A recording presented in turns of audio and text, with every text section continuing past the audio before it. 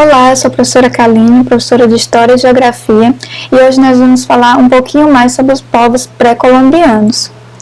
Mais especificamente, vamos frisar hoje a questão da escrita dos principais povos pré-colombianos, né? Que são eles incas, astecas e maias. Eles vão ficar, se fala principalmente desses três povos, porque comporam as três maiores civilizações da região americana. Além de, claro, o fato de que nós temos alguns vestígios, né, sobre a existência deles que nos permitem estudar e conhecer mais sobre as suas culturas, né. Então, justamente porque eles eram civilizações mais avançadas, vão possuir alguns conhecimentos, como, por exemplo, a escrita, a matemática, a arquitetura, formas de cultivo com a agricultura, né, que vão se diferenciar. E então a gente vai falar um pouquinho especificamente sobre a escrita de cada um, certo?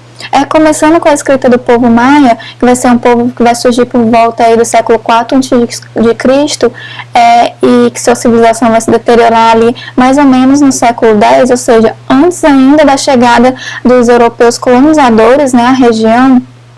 O povo maia, eles vão ter uma escrita, né, muito bem definida, ok? A escrita maia, ela vai ser uma escrita hierógrafa, em que vai possuir regras próprias, né?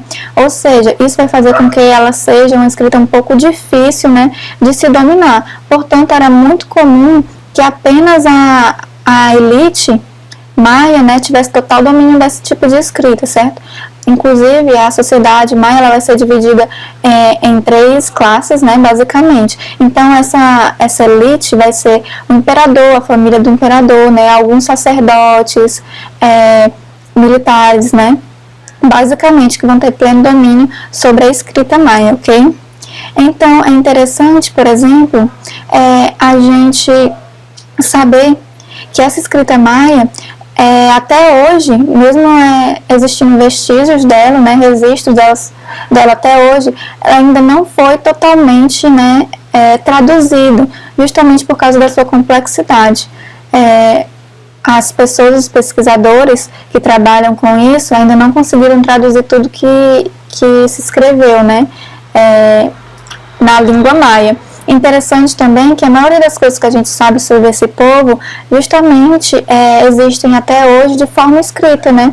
É o que a gente chama de Código de Dresden, que é um volume de 39 páginas, frente e verso, né, escrito, em que a gente tem falando sobre rituais religiosos, sobre a agricultura, sobre a economia, aspectos da cultura maia, né? Então, grande parte dele já conseguiu ser traduzida, né?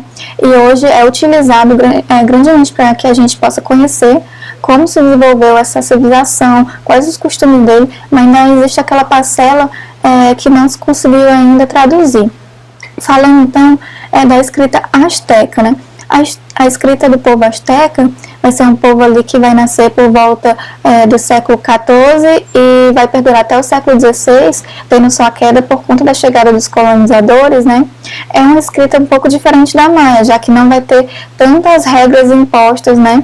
Ou seja, não vai ser uma escrita tão formal, ok? Portanto, ela já vai ser de domínio de mais pessoas, e ela é baseada principalmente, é uma escrita baseada principalmente em desenhos, ok? E por último, nós vamos ter o Império Inca, né? Que é a civilização que vai ocupar o maior território, né, na região americana. Eles vão se situar principalmente ali na região da América do Sul, né? E os Incas, justamente, eles eram um império, né? Ou seja, eles ocupavam um território muito amplo, com a dominação de vários povos diferentes, ok? E por conta disso, eles não vão ter uma língua única. Vai se estimar que cerca de 700 dialetos eram falados ali dentro do território Inca, né? Sendo que havia um em específico que era um pouco mais falado dentro do território, né? E por conta disso, não vai se haver uma escrita específica, ok? Porém, eles tinham um método muito interessante de, por exemplo, armazenar informações sobre as plantações, sobre a economia, sobre os impostos, né? Que é o que a gente vai chamar de quipos. Então, vamos aqui para mostrar um pouquinho para vocês sobre isso, certo? Já que estou falando dos quipos, vamos começar por eles. Aqui nós temos o quipo Inca, certo? Que basicamente é composto aqui por lã, né? De várias cores, certo? Em que cada cor vai ter um significado diferente. Um nó, né, dependendo do lugar onde o nó se dá, também vai haver um significado diferente. Eles utilizavam os quipos, por exemplo, para fazer uma contagem demográfica, né, e aí tinha toda uma lógica.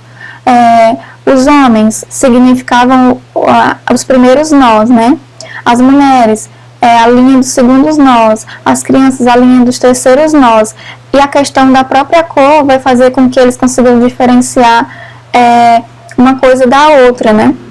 Então, apesar deles não terem escrito, eles mantinham um sistema muito interessante para registro, né?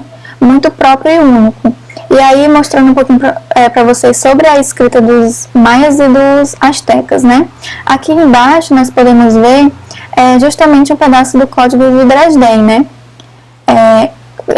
Que possui 39 páginas e que a gente percebe que possui imagens, né, mas também símbolos. Eles também tinham símbolos que utilizavam como significado para palavras, certo? Já que em cima, como a gente vê aqui a escrita asteca, percebe-se que predomina principalmente o desenho, né, na sua forma. Então, apesar de haver um pouco de semelhança entre maias e astecas, né, quando a gente olha, também dá para ver bastante diferença, né, já que os astecas predominam o desenho, e os maias a gente também símbolos e desenhos, certo?